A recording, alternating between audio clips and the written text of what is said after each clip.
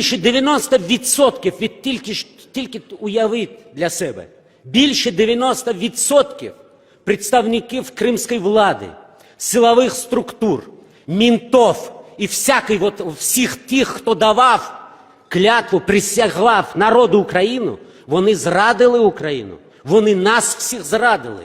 І тому, бо це питання спекулятивне, хто здав Крим і чому його не відстояли, з ким, коли до 2014 року формували таку владу, такі силові структури, які були проросійські.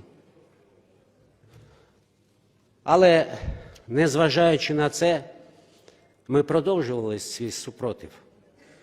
І сьогодні, ще до широкомасштабної війни, ви були свідками, коли тут зверху стояли наші співвітчизники, приїжджали з Криму, щоб нам всім доводити, що ми всі маємо надію на те, що Крим буде звільнений. Я хочу сказати, що чесно, не розумію, чому досі уряд наш не імплементував закон о корінних народах в частині визначення статусу Меджлісу кримськотатарського народу.